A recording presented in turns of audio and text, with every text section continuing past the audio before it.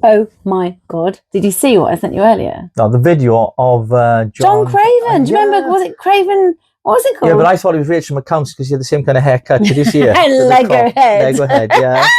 So listen, I found a video clip earlier. I thought it was absolutely incredible. Watch this. A massive new experiment to make it rain.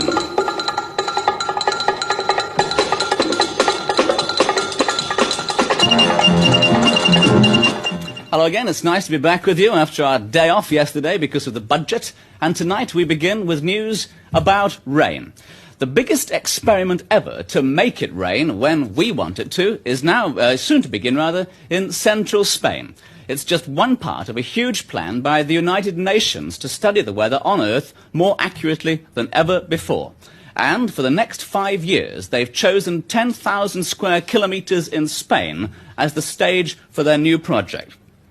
It's the ideal country, they say, partly because it doesn't usually rain there a great deal, and partly because scientists have already been recording weather changes there for some time.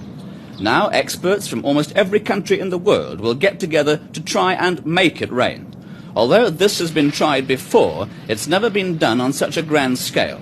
What will happen is that planes will be flown up through the clouds, and millions of tiny chemical crystals will be dropped into them. This should make the water droplets in the clouds heavier, and that extra weight should force the clouds to turn into rain. The United Nations say that if this experiment works, it'll be possible to make it rain on demand in other countries as well, especially in the desperately poor desert lands of Africa and Asia. So that was over 47 years ago. Isn't that crazy? I mean, and people have just ignored all that. So you sent that video to me, then I did a bit of research then, didn't I? I thought, hang on a minute, this was on national television, and the words used there, we're soon going to be doing it, or we are going to be doing it, and they were using Spain as their kind of first place to try to alter the weather. Yeah. I think what he did say was that every professional and every expert from the whole of the world was going to go to Spain to kind of figure this shit out. Let me tell you, he did say also that this had been done before. Now, it had been done before because when we done our research, what did we find? Vincent Schaefer was the guy in the 1940s, I believe. He was the pioneer of weather change, trying to change weather patterns through spraying stuff in the skies and all that. And I do believe that it was done or experimented with at least in the 1950s in the UK. And what shocked me the most was the department that was set up by Gordon Brown in 2008, which is the Department of Environmental Climate Change, have no record whatsoever of the experiment back in the 1950s. So what I don't understand is, why would they redact it? Why would they redact it? That's a good question, because they don't want us to know the truth. Now, let's be quite frank and honest. A lot of people are still skeptical about this. This is what I was going to say. A lot of people don't believe in cloud seeding, and a lot of people don't believe in, you know, the geoengineering until recently. Yeah. Even the newspapers are covering it. Yeah. So we have the cloud seeding and the geoengineering, which is all part of the same thing. But then we go like that step further when they're actually spraying stuff into the skies to cause the rain, to cause the cloud, and to cause, you know, this whole weather issue. As you're saying that, there was with that report that never came out, and obviously it was deleted for some reason. You know, when the government hides a document, they hide it for a reason, because they don't want us to know what's going on. So you fast forward, you know, 40 odd. So who invented cloud seeding? So we know that it was Vincent J. Schaefer. Now, he was a chemist and a meteorologist at General Electric. Now, he conducted the first experiments in 1946, and he was using dry ice and silver iodide, discovering that these substances could promote ice crystal formation in clouds, which then induced rain and weather distortion. So we're going back to 1947, didn't you say? That's 46. 46. So you feel how long ago that is. Then that news report comes out in 1978, which is 47 years. So this has been going on for years and years and years. Yeah, so and then the UK tried in 1950. They did the experiment in 1950. But there's no records. But Gordon Brown, who set up, I think it's the DEEC, which is the Department of Environmental Climate Change. Yeah. There is no documents found in their archives, in their library whatsoever, of the experiment that they did in 1950. They say they didn't do anything after that. we know it's happening now, but people are so skeptical. Yeah. And they just think, oh, well, you know, what's wrong with doing something that's going to protect the environment? But actually, that's the con. Yeah. They're not protecting the environment, because one of the papers that I researched and looked at about the effects of some of this stuff, we're looking at the in negative the sky, effects. was asthma, pollution in the air. Yeah. It has health effects on people. Yeah. And if you look at the rates of health in young people in particular, because they're out more, obviously, well, not so much these days, they're stuck in the house, but generally speaking, people's health has deteriorated, especially when it comes to, you know, respiratory illnesses. Yeah. They've been on the increase. And it begs the question, why? Okay, so if we look though, and all the way back to Vincent, right? So he did, like I said, the dry ice and the silver iodide, right? Now they are not as toxic as what people are doing now. So they are spraying metals, they're spraying aluminium. You know, there's a whole host of stuff that they're spraying into our skies. You know, and in that, you know, metals do not stay up in the sky, do they? They are heavy, and so if something is heavy, once it's being sprayed, it's going to come down, and then that will affect, like you said, our respiratory. It can actually go into our brains, because we can go into our bloodstream, and it will go into our brains. It can go into our heart and into any of our organs. It can cause masses of problems. But then not only that, we're digesting it and ingesting it, because what is falling to our soils is basically permeating into the soils, and then we're digging up, and then like we can breathe it in, but then our food that's coming out of the soil, we then eat it. But then you've also got to remember, like, the pesticides as well that they're using as well. Like, I don't know if you remember, like Roundup was there was a guy that sued in America because he got cancer from it. So, you know, if we are eating the pesticides like Roundup that they're spraying all over our farmlands, you know, and then we're eating that and we're not washing our food, it's dangerous. So we've got, like, up here with the cloud seeding, we've got down here with, you know, what's coming from the skies, but then the additional chemicals that we're spraying onto our grounds. Yeah. Interesting as well, you notice in supermarkets, there's been recalls sometimes because they found metals in certain foods. Yeah. And they've recalled certain products from shops because of these metals have been found in foods, and people just think that's happened in a factory. It's been like a manufacturing mistake. In actual fact, you know, it's not that. There's more to it than that. But Jojo, the thing is, right? I was a skeptic when I remember, right? I just didn't believe it. I just thought, that can't be true. They can't be doing that, because people will be awake to it. But they're not awake to it. Well, you weren't awake to it. No, exactly. And but you're looking at everybody else saying everybody else needs to be awake to it, but we were trying to wake you up. Yeah, I know. I'm a bit slow. It's because I'm Welsh. Oh, shut up. Right, so, but going back to that report, though, why would they want to hide an experiment that they did in the 1950s, before Gordon Brown, this was obviously, but he set up that department, and through their library in the archives, you can't find it.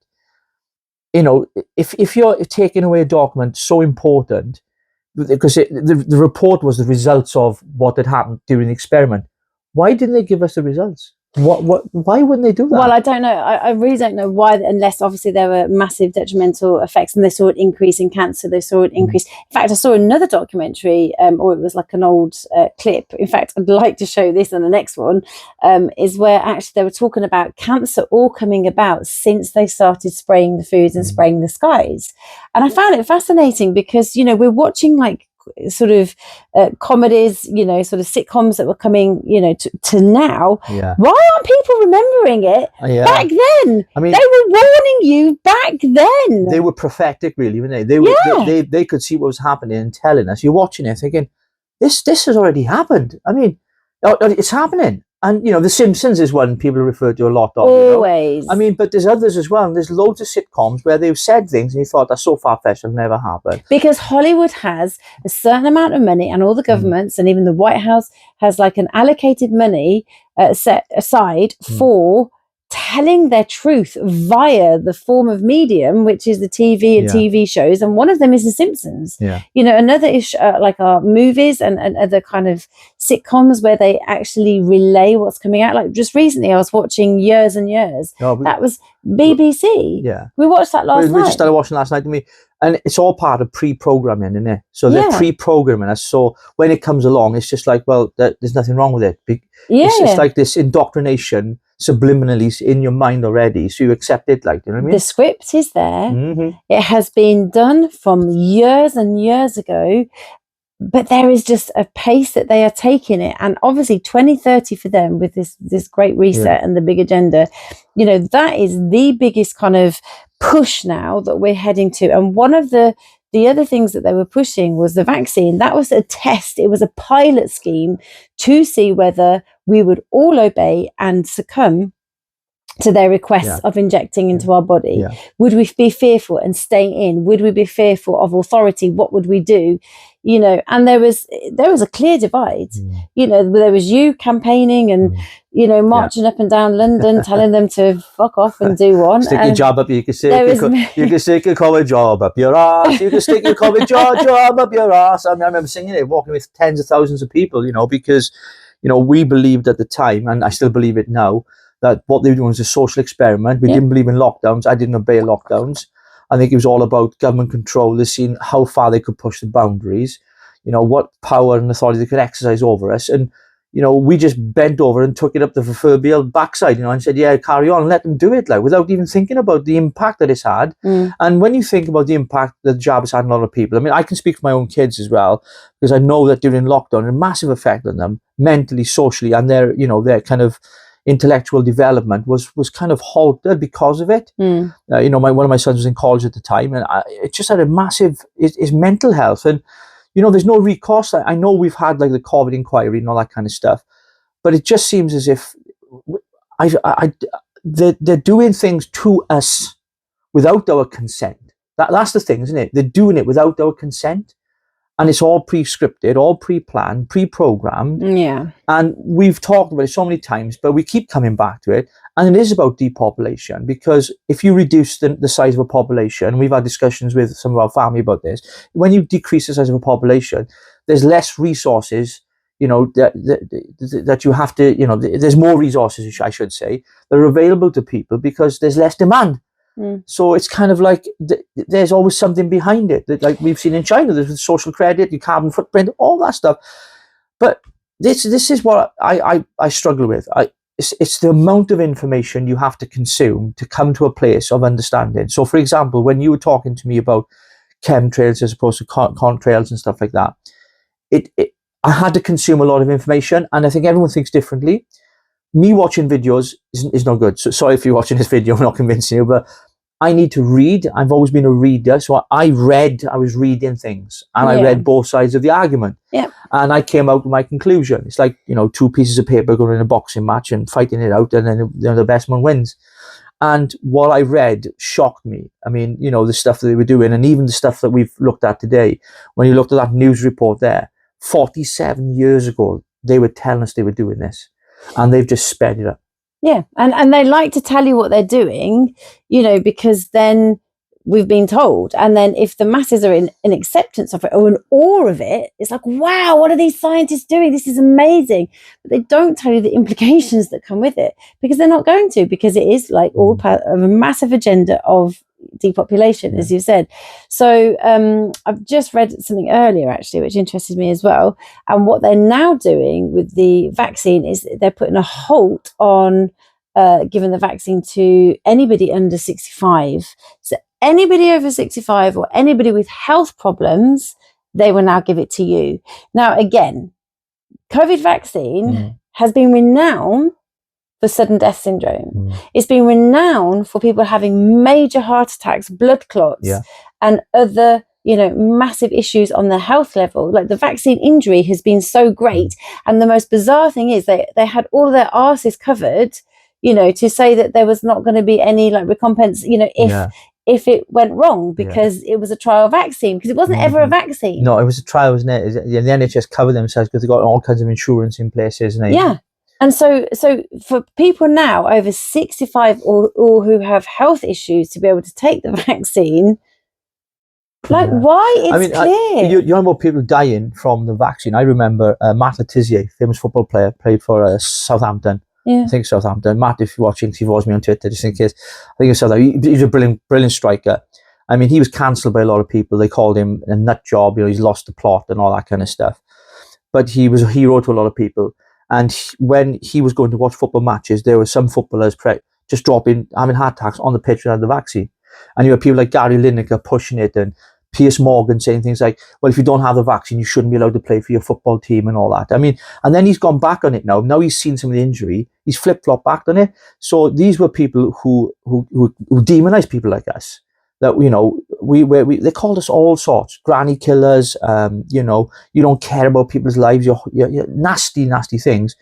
But it's simply because at that time, I took the time to not rush in to looking at taking the vaccine, but I wanted to know, what is this about? Hang on a minute, right? It's to me, it's a cold. I never had COVID, never got tested for it, never had COVID. So to me, it was just never had it.